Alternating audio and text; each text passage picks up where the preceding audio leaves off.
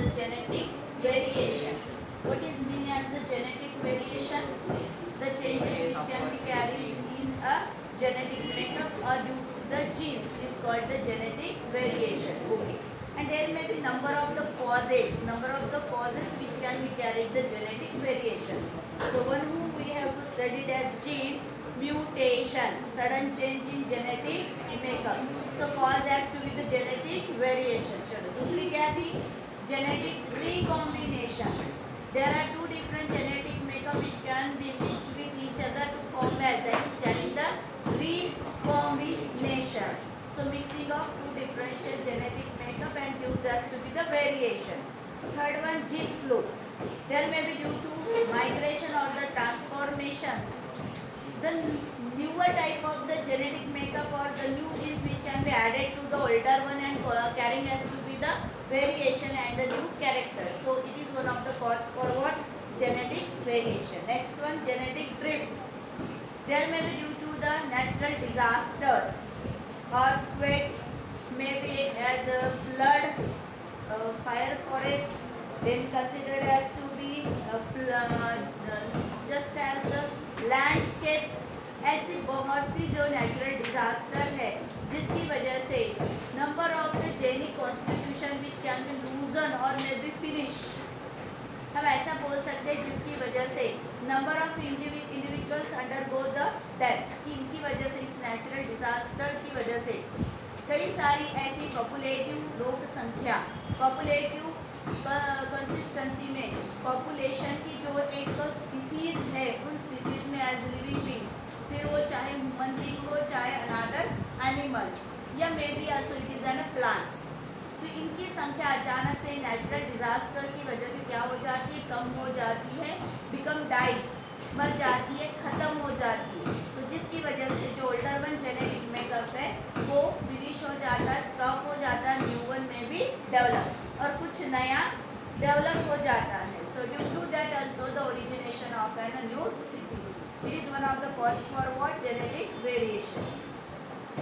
Then chromosomal abbreviation. What is meant as the abbreviation? There are the rearrangement of genes which can be changed in a linear arrangement of genes on chromosomes. Chromosomes पर जो एक linear arrangement होती है genes की, उन genes की अगर arrangement ही क्या हो जाए? चेंज हो जाए, तो जिसकी वजह से एक तरह का न्यू रीअरेंजमेंट होगा, या जिस न्यू अरेंजमेंट की वजह से हम बोलेंगे कि नए नए कैरेक्टर में वो क्रोमोसोम अपीयर होना शुरू हो जाएंगे, जिसकी वजह से कुछ ना कुछ तो चेंजेस वेरिएशन आती चली जा रही है. तो अंडर में भी as chromosomal abbreviation we have to know that one who deletion loss of genes, duplication repetition and doubling of genes. Then inversion, there may be the inverse position of genes which can be changed, or maybe just जिसे हम बोलेंगे कि rearrangement of nitrogenous bases in genes also, कि अचानक से जो पहले वाला जो ओरिजिनल जीन था उस ओरिजिनल जीन में अचानक से नाइट्रोजिनस बेसिस की जो अरेंजमेंट थी वो अरेंजमेंट अगर उल्टी पुल्टी भी हो जाती है, इन्वर्स हो जाती है, एट रैंडम हो जाती है, तो due to also the inversion. Then translocation, change the position of genes, कि अगर सेकेंड पोजीशन पे था अचानक से ऐसा कुछ वेरिएशन हुआ, चेंजेस हुआ कि वो छठवीं पोजीशन पे या सातवीं पोजीशन पे चला गया, तो it is may be the translocation. Then we have to discuss as the natural selection. In a natural selection there may be we have to one studied as example may be considered to as the white pepper moth convert itself into a black pepper moth due to as selected by the nature for what? For the survival of the fittest, कि वो सही तरीके से fit बन के survive करता रहे, कहाँ? बदलते हुए एनवायरनमेंट में, या एनवायरनमेंट में जो भी चेंजेस आ रही अकॉर्डिंग टू सच चेंजेस, तो क्या करेगा? नेचर खुद सिलेक्ट करेगा. चलो अब तीसरी पॉइंट हम डिस्कस करने वाले हैं, कौन सी? Isolation. Yes, what is first we have to understood as the isolation. सबसे पहले सबसे पहले हम आइसोलेशन मतलब क्या समझेंगे? Isolation means to what? There may be a separation. Also we have to know that it is maybe all are we with me also human race, but there may be male and the female. There are two groups which can be isolated from each other on the according to a sexes. Success के base पर हम सारे woman हैं, फिर भी mail isolate है female से। किस बेस पर, किस आधार पर? Due to presence of and some sexual characters, may be some of the internal body characters, right, and some of the genetic variations. ऐसी बहुत सी कारण है जिन कारण की वजह से मेल और फीमेल एक दूसरे से कैसे आइसोलेट है, सेपरेट है, अलग अलग है, विलग है जिसे बोलते हैं। तो may be there are two types of isolation we have to study. One book called the geographical isolation. Geographical, geo related to earth. So on the earth there may be various factors considered as geographical. So such a geographical factor is river, oceans, valleys, forests, icelands, polar regions. Okay, there may be also some of the mountains. तो इस तरीके से कई ऐसे factor है हमारी इस जियो पर। Due to that also the population और the species which can be separate from each other, isolate from each other. जंगल में रहने वाले जंगल में खुद को एडॉप्ट करेंगे, खुद को सरवाइव करेंगे। पानी में रहने वाले पानी में ही करेंगे। अच्छा, पानी में भी कौन सा?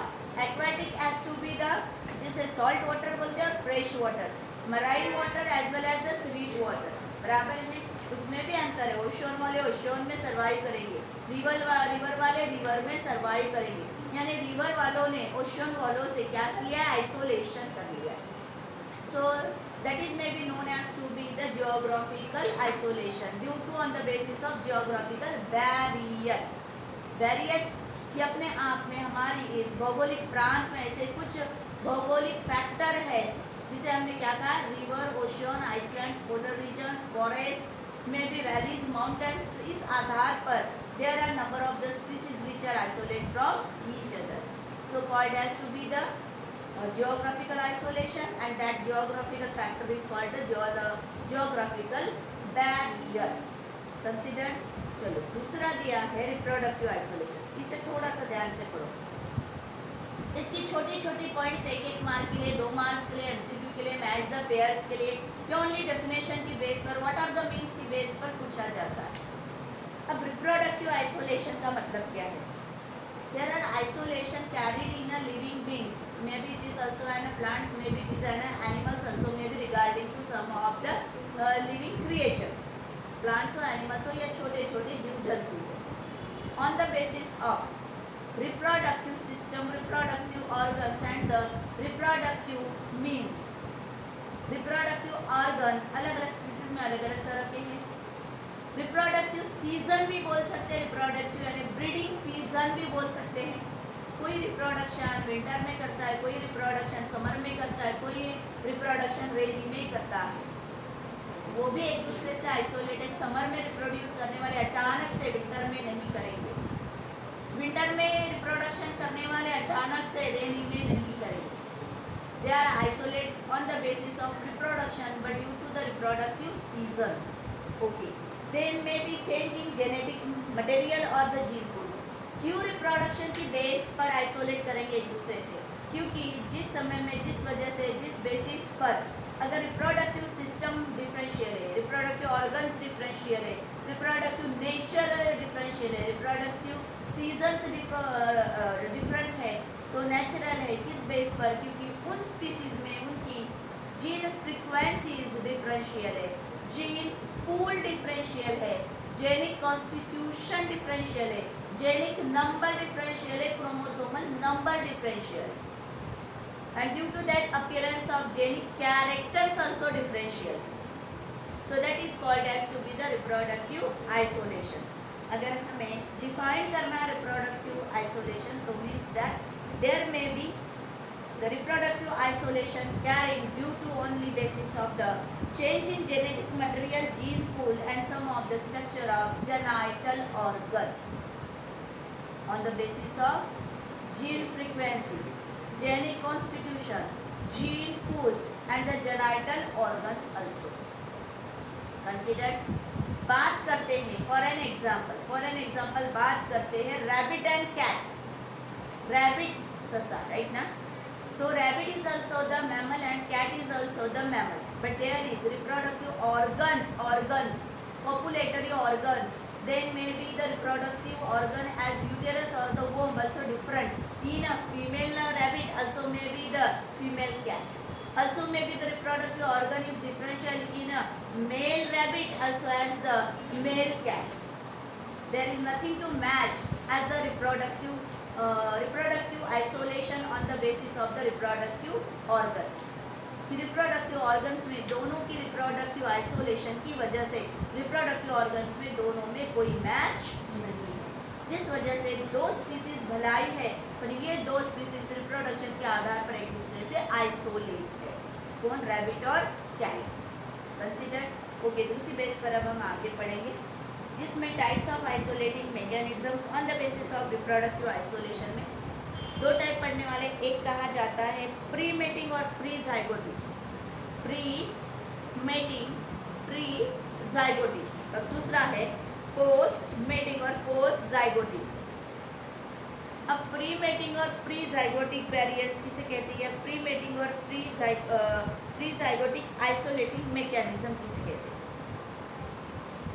हमारे ह्यूमन से कंसिडर करते हैं कि हमारे ह्यूमन में अगर जो भी मेल या फीमेल है, तो बात करते हैं मेल की अगर 10 इयर्स हो जाती है एज, तो उस समय से उसकी बॉडी में नंबर ऑफ चेंजेस आना शुरू हो जाते, हार्मोनल चेंजेस जिसे हमने कहा, और उस हार्मोनल चेंजेस की वजह से कुछ एक्सटर्नल और इंटरनल चेंजेस भी कैरी होना शुरू हो जाते, जिसे हमने कहा है कि बराबर उसकी एक अकॉर्डिंग टू चेंज की वजह से प्यूबर्टी जिसे नाम दिया है हमने एडल्टरेशन की तरफ, उसकी एज बढ़ना शुरू हो जाती। तो मे भी मेल में, ह्यूमन मेल में बराबर बियर्ड, दाढ़ी आना शुरू हो जाती, मूंछ आना शुरू हो जाती, मसल स्ट्रांग होते हमने कहा, हाइट अचानक से बढ़ जाती है, बॉडी स्ट्रेंथ में आना शुरू हो जाती है, आवाज़ जो है वो थिकेंड, मोटी होना शुरू हो जाती है, जाड़ी होना शुरू हो जाती है।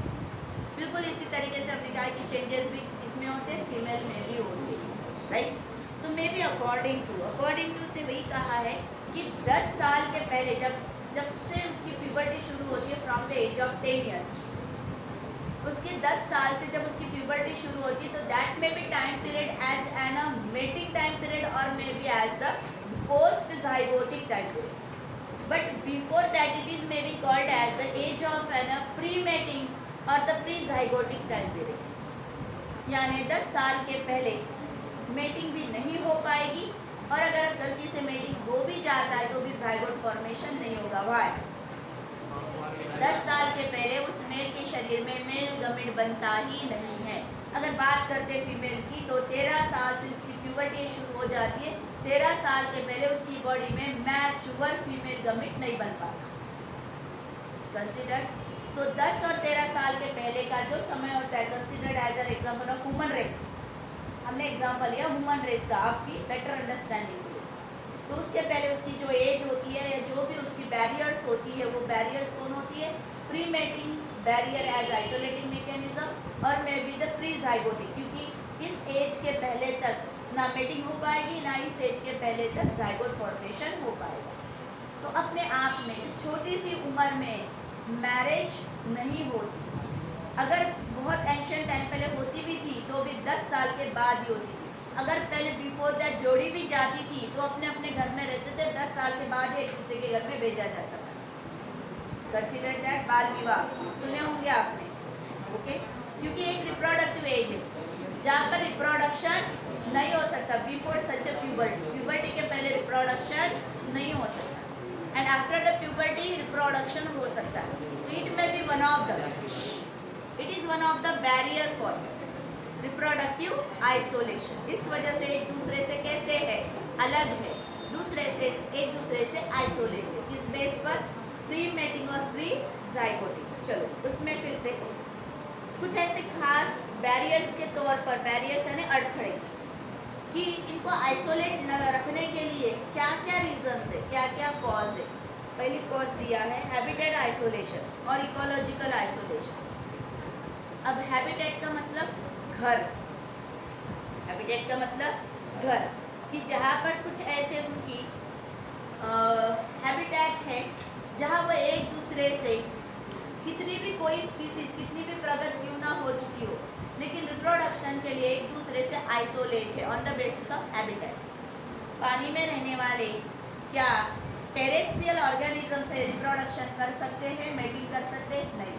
तो that may B one of the thing is habitat is one of the barrier for the reproductive isolation. पानी वाले जमीन पर निकलते ही मर जाएंगे और जमीन वाले पानी में जाते ही शायद डूब जाएंगे, एक्सेप्ट ह्यूमन। ह्यूमन को छोड़ दो। ह्यूमन ऐसी एक रेस है जो कोई भी वातावरण में अपने आप को अडॉप्ट करने के लिए तत्पर होता है। मैं भी एक्सपर्ट, सुप्रीम जिसे कहा है सो है, तो मैं भी कंसिडर दैट। तो इस तरीके से अपने आप में हैबिटेट एक रीजन हो गया। पानी वाले टेरेस्ट्रियल के साथ रिप्रोडक्शन नहीं कर सकते और टेरेस्ट्रियल एक्वाटिक के साथ रिप्रोडक्शन नहीं कर सकते। तो on the basis of habitat, उनके घर के आधार पर, उनके शेल्टर के आधार पर। चलो दूसरा, सीजनल और टेम्पोरल आइसोलेशन। जैसे मैंने अभी अभी कहा है कि बहुत सी ऐसी स्पीसीज है, वो स्पीसीज बराबर अकॉर्डिंग टू सीजन वो रिप्रोडक्शन करती है। कुछ ऐसी स्पीसीज है वो सिर्फ विंटर में ही बच्चों को जन्म देती है, विंटर में ही मेटिंग करती है। बहुत सी ऐसी स्पीसीज है जो सिर्फ समर में ही मेटिंग करती है, समर में ही अपने बच्चों को जन्म दे सकती है। अगर वो समर में देती है तो मे भी विंटर में वो रिप्रोडक्टिव के लायक नहीं होगी, मेटिंग के लायक, जो भी हार्मोनल चेंजेस उसकी शरीर में होने चाहिए वो नहीं हो पाएंगे। तो रिप्रोडक्शन अगर अवॉइड हो रहा है ड्यू टू सीजन की वजह से, तो रिप्रोडक्शन नहीं होगा। यानी इस रिप्रोडक्टिव सीजन की वजह से दो स्पीसीज एक दूसरे से रिप्रोडक्टिव बेस पर कैसे रहेंगे, आइसोलेट रहेंगे, दूर दूर रहेंगे। तीसरा, इथोलॉजिकल आइसोलेशन, जिसे मेटिंग बिहेवियर कहते हैं। क्या कहते हैं? मेटिंग बिहेवियर, जिसे बोलते हैं कि किसी अपनी पार्टनर को, कभी कभी फीमेल अपने मेल पार्टनर को लुभाना चाहती है और मेल पार्टनर कभी अपने फीमेल पार्टनर को लुभाना चाहते हैं। That is called as, may be shown as some of the behaviour for mating, called the mating behaviour. ठीक है, कैसे? एक एग्जांपल देते हैं। आपने देखा है, नहीं पता नहीं क्या, आप हमेशा सिर्फ चैटिंग पे रहते हो, मोबाइल पे रहते हो, डिस्कवरी कितने लोग देखते हो? ओके, अभी फिलहाल समय नहीं है, फिर भी कुछ थोड़ा सा समय निकाला करो। उसमें से भी बहुत सारी ऐसे एग्जाम्पल्स है, ऐसी नॉलेज है जो हमारी इस टॉपिक को, ऐसे हमारे साइंटिफिक टॉपिक्स को क्लियर कर देता है। एक अच्छा सा एग्जाम्पल बताते, डिस्कवरी में देखा है मैंने, इसी बेस पर था। तो मे बी स्पैरोस की एक स्पीसीज़ है, चिमनी जिसे बोलते हैं हम लोग, ठीक है। तो उसमें कई सारी वैरायटीज ऑफ स्पीसीज़ है। उसमें से एक ऐसी स्पीसीज़ है जिसमें जो मेल होता है, वो मेल क्या करता है, वो मेल पहले अपना शेल्टर यानी घर बनाता है। घर बनाने के लिए वो बहुत सी सॉफ्ट लकड़ियाँ, कॉटन, धागे, क्लोथ्स, बहुत कुछ ले आता है और घर बनाते समय में अंदर अच्छी सी एक कुशन्स वाली गद्दी जैसी पार्ट बना लेता है। और जिस समय में उसका पूरा होम कंप्लीट हो जाता है, उसका नेस्ट कंप्लीट हो जाता है, तो वो फीमेल को कुछ खास तरह की आवाज़ लगा के बुलाता है, कॉलिंग करता है। हाँ, जब वो फीमेल आती है तो फीमेल किसके ऊपर इम्प्रेस होती है, वो कितना स्ट्रॉन्ग है, वो कितना सुंदर है, वो क्या कर सकता है, वो कितना सुंदर घर बना सकता है। तो जब उसे वेलकम करता है तो ये जो मेल होता है स्पैरो, ये क्या करता है, कई सारे डिफरेंशियल टाइप की फ्लावर्स, डिफरेंशियल कलर्स के फ्लावर्स ले आता है। उसके इनकमिंग वाले जो पाथ होता है, रास्ता, उस रास्ते पे मस्त बिछा देता है। हमारे वुमन में भी कोई हस्बैंड अपनी बीवी को फर्स्ट टाइम वेलकम करता है घर में, तो इतने अच्छे से नहीं करता। सो कंसीडर दैट, कि सोचो कि हमारी नेचर में कितना मिरेकल है। तो मैं भी जिस समय में वो अपनी फीमेल को लुभाने के लिए, जब मेल फीमेल पार्टनर को मेल अपने घर में जब वेलकम करता है, तो कई सारी डिफरेंशियल फ्लावर्स को मस्त रास्ते पे बिछा देता है। फीमेल आती है, फीमेल आके पूरे घर को, पूरे शेल्टर को, पूरे नेस्ट को सुपरवाइज करती है।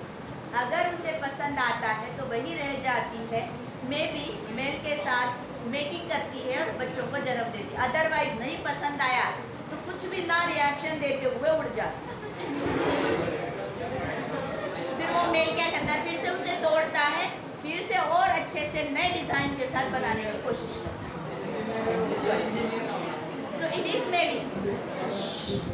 is maybe one of the type of mating behavior. It is maybe one of the type of mating behavior. Human अच्छे से जानते हैं मेटिंग बिहेवियर क्या है। Mating behaviour nothing directly as mating behaviour, किसी को लुभाना। यहाँ मेटिंग का मतलब किसी को अपना पार्टनर बनाने के लिए लुभाना। तो may be have some specific type of behaviours. चलो, और एक आपने देखा होगा, शायद स्टोरी देखी हो नहीं, तो जिसमें कभी कभी किसी एक फीमेल पार्टनर के लिए लॉयंस में होता है या टाइगर्स में होता है ऐसा, या फिर डियर्स में, दो स्ट्रॉन्ग डियर, मेल डियर पहले फाइट करते हैं, जिसमें जो जीत जाता है, जीतने वाला ही फीमेल के साथ मीटिंग करेगा, हारने वाला वहां से भगा दिया जाएगा।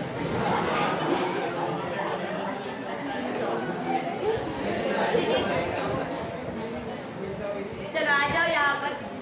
सो may be it is one of the type of mating behaviour. चलो नेक्स्ट है मैकेनिकल आइसोलेशन। आ जाओ। मैकेनिकल आइसोलेशन अंडर दैट वहाँ कहा जाता है कि कंसिडर में mechanical means mechanical one of the device. तो यह डिवाइस का मतलब for the population have an copulatory organ possessed by differential species as the differential structures of an organ।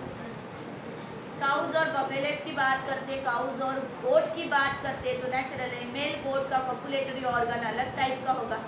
मे भी अगर काउज की बात करते तो मेल काउ या मे भी फीमेल काउ की अगर जो भी पॉपुलेटरी ऑर्गन्स, रिप्रोडक्टिव ऑर्गन्स है, उसकी स्ट्रक्चर अलग होगी, तो जिसे मैकेनिकल आइसोलेशन कहा है। यानी उनकी रिप्रोडक्टिव ऑर्गन्स की अगर स्ट्रक्चर भी डिफरेंशियल होती तो भी वो एक दूसरे से आइसोलेट है, एक दूसरे से वो रिप्रोडक्शन मेंटेन नहीं कर सकते। सो ये कौन सा पार्ट था इसका, रिप्रोडक्टिव आइसोलेशन का, प्री मेटिंग और the pre zygotic isolating mechanism और आइसोलेटिंग बैरियर। चलो दूसरा पार्ट पढ़ेंगे। दूसरा पार्ट दिया है पोस्ट मेटिंग और post zygotic barrier. Post mating और पोस्ट जाइगोटिक बैरियर। अब पोस्ट मेटिंग और पोस्ट जाइगोटिक का क्या मतलब, if there may be going on to mating, हाँ कुछ ऐसी स्पीसीज है जिसमें कैसे तो मे बी सिमिलर कैरेक्टर्स की वजह से, नियरली सिमिलर रिप्रोडक्टिव ऑर्गन्स की वजह से, या मे बी कुछ ऐसी स्पेसिफिक जेनेटिक कैरेक्टर की वजह से मेटिंग तो हो चुका है, लेकिन जाइगोट नहीं बन पाया, और जाइगोट बन भी गया है तो ऐसा क्या हुआ जिसकी वजह से नई स्पीसीज जन्म नहीं ले पाई, वो एक दूसरे से आइसोलेट रहे, एक दूसरे से अलग अलग भी रहे।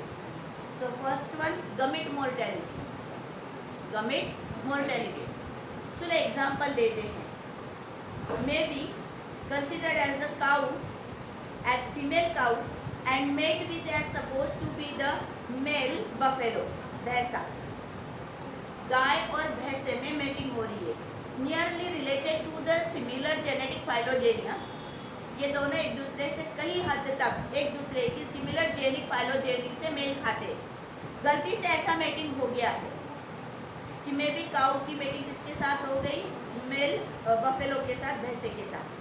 चलो मेल बफेलो का जो मेल गमेट था वो गमेट प्रवेश कर गया है काउ की बॉडी में, but there may be going on to gamete mortality.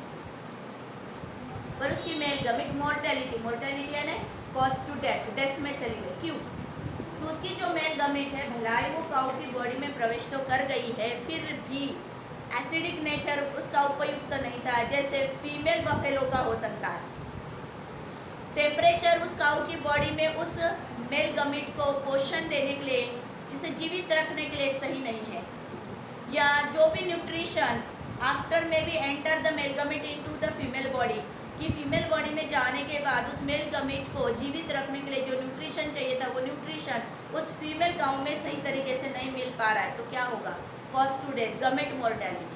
पर अगर किसी मेल बफेलो का मेल गमिट्स अगर फीमेल बफेलो में एंटर करता है तो there may be going on toward fertilisation and nothing cause to gamete mortality and form the zygote gives to new born baby और न्यू बर्थ, राइट।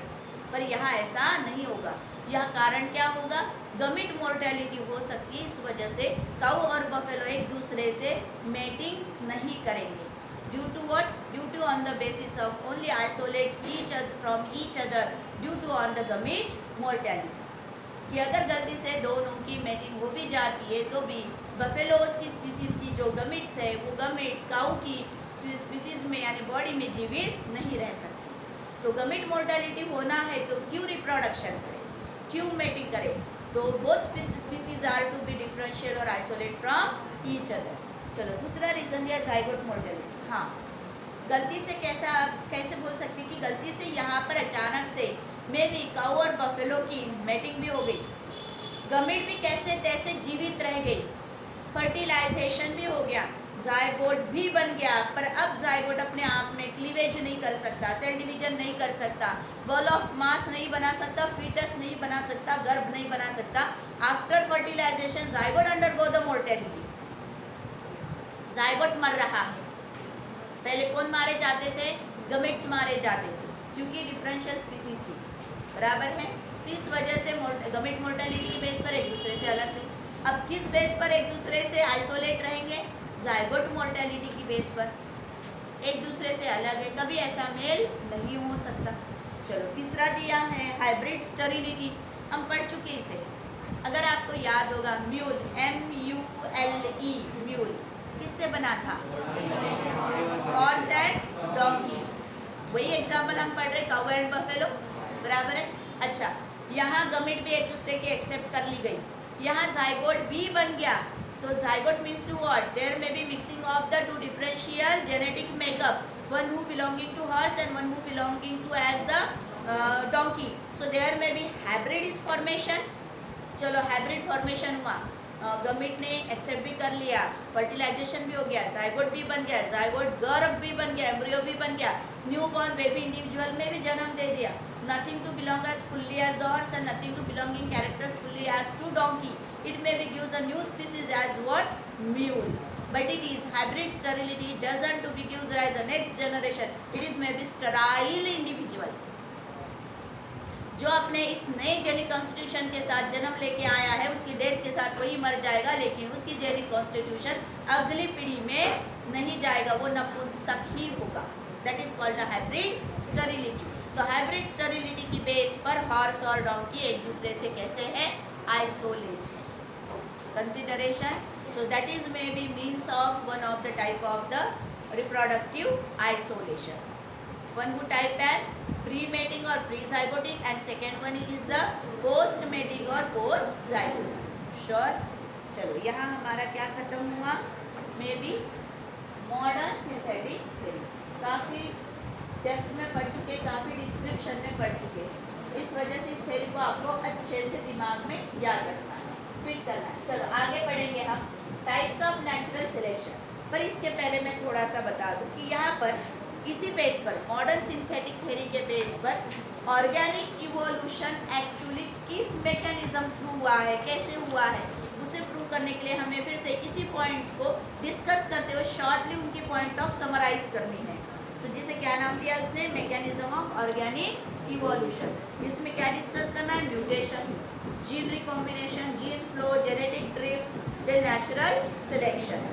तो वही point बार बार discuss करने से अच्छा हम लोग क्या करेंगे, आगे पढ़ेंगे। आगे क्या है, types of natural selection. So there may be 3 types of natural selection. पर सबसे पहले आप क्या अंडरस्टूड करते हो, आप क्या गेस करते हो, what is mean as the natural selection?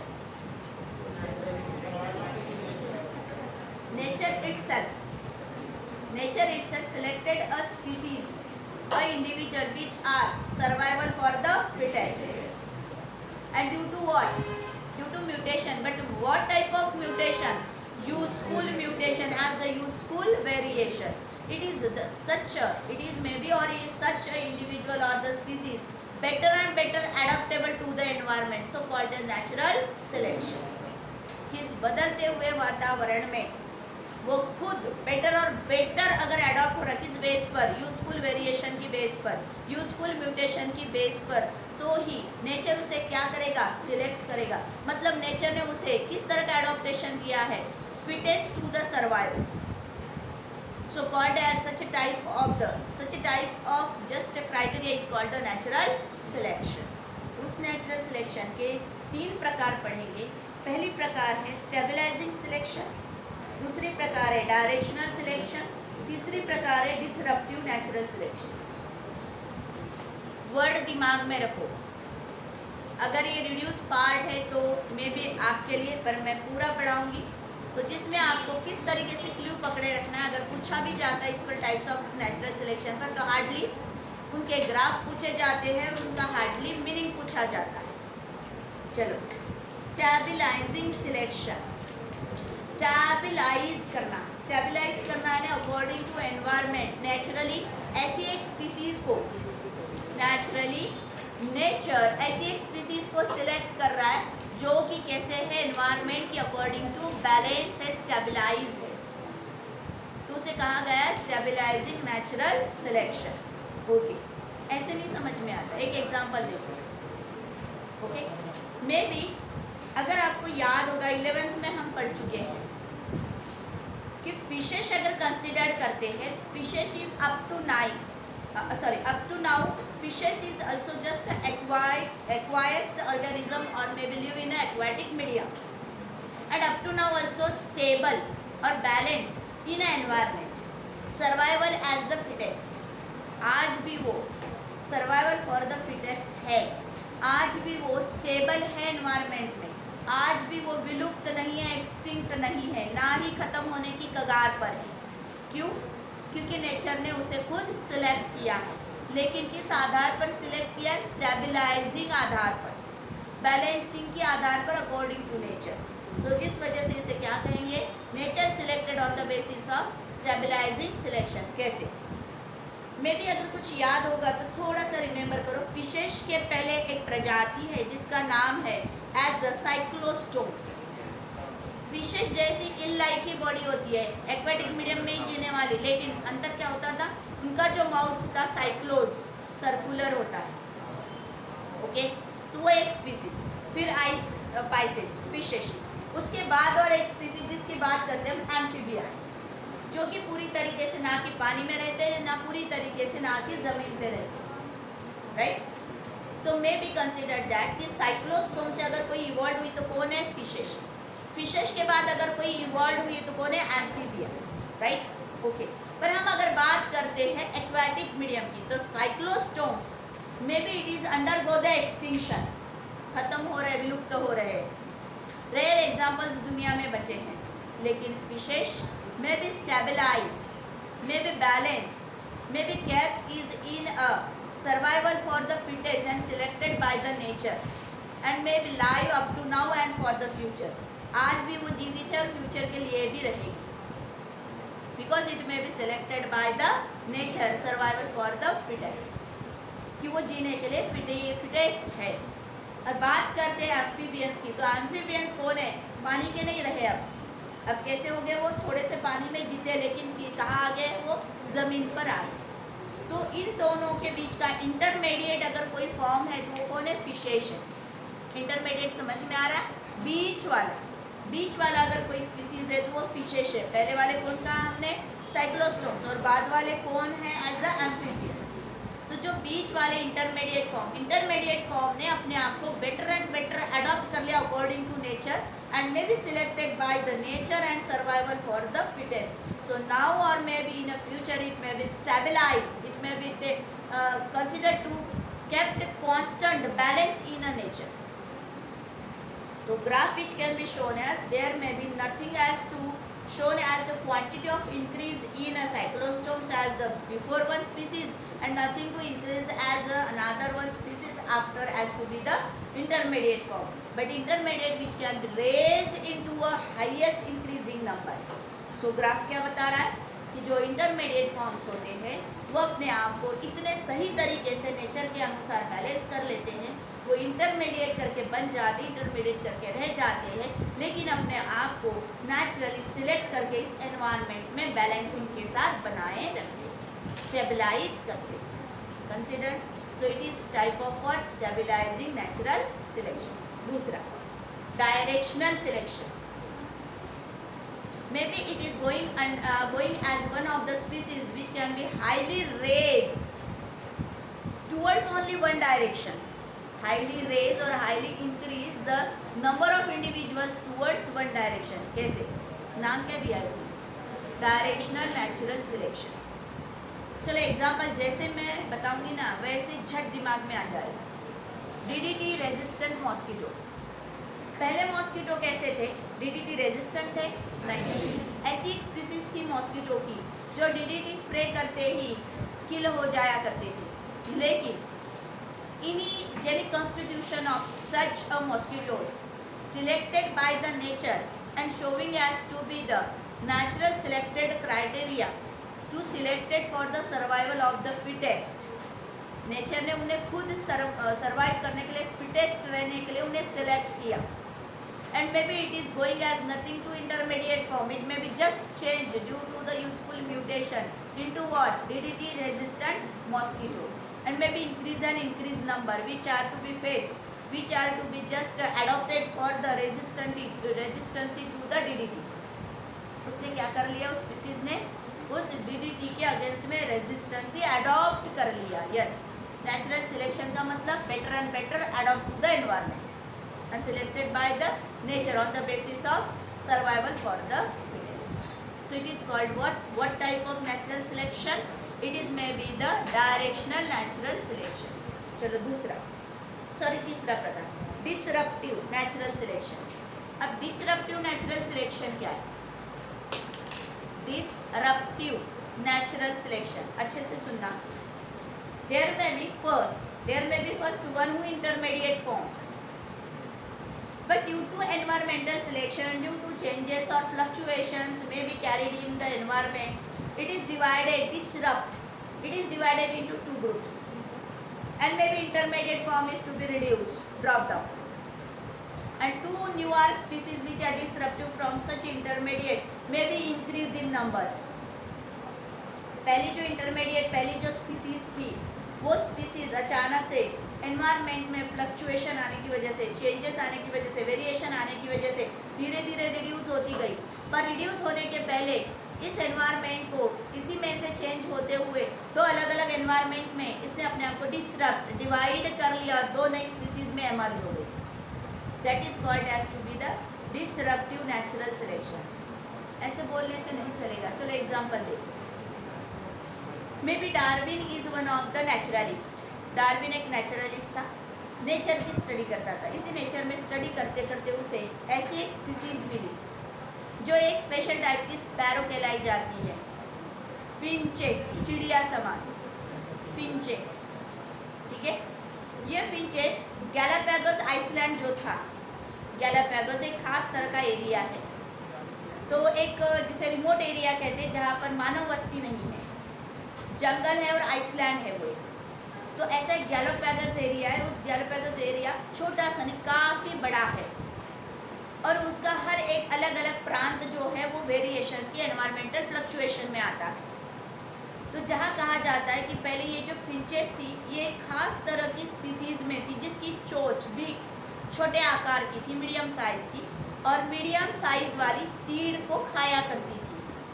इसे खाया करती थी, मीडियम साइज वाले सीड को खाया करती थी।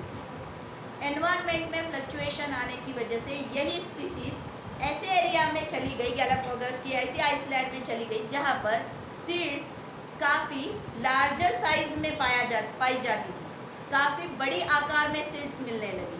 सीड्स जहाँ काफ़ी बड़े आकार की थी ऐसे एरिया में चले गई। अब वो वहाँ पर क्या करेगी? मरेगी नहीं। मीडियम साइज की सीड नहीं मिल रही क्योंकि उसकी जो बीक है वो एडॉप्टेड है, वो किस लिए उपयुक्त है? सिर्फ मीडियम साइज की सीड खाने के लिए। पर वो ऐसे एरिया में चलेगी अपने आप को बचाने के लिए, तो वहाँ वो क्या करेगी? जुगाड़ करेगी। पढ़ चुके हैं हम लोग कि मरेगी नहीं, वो अपने आप में सर्वाइव करने के लिए कुछ तो नया म्यूटेशन करेगी। तो उसने म्यूटेशन के साथ एक यूजफुल म्यूटेशन के साथ नए कैरेक्टर्स को कैरी कर लिया। उसकी जो बीक है वो काफ़ी लंबी और कर्व हो गई। उसकी जो बीक है वो काफ़ी लंबी और कैसी हो गई? कर्व, इजीली ब्रोकन, और may be just turn out such a large size of the seed and may B eat them. कि उसकी जो बीक थी जो लंबी हो गई आकार से, लेंथ में बढ़ गई और कर्व हो गई, वो इजीली बड़े आकार की सीड फोड़ सकती थी और अपना सर्वाइवेशन कर सकती थी।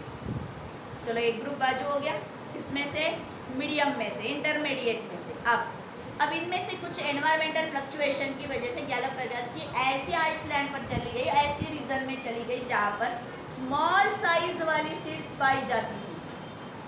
क्या पाई जाती थी?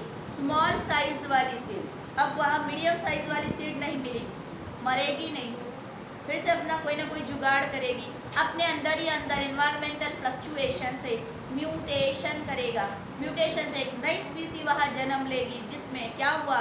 May be beak is also so small and sharp, beak छोटी हो गई और छोटी हो गई और शार्प हो गई, easily may be capture a small size of the seeds. चलो एक नई स्पीसीज बनी, यानी जो इंटरमीडिएट फॉर्म था, जिससे मीडियम साइज की सीड ना मिलने की वजह से और एनवायरमेंटल फ्लक्चुएशन की वजह से इनका नंबर क्या होते गया? रिड्यूस होता गया।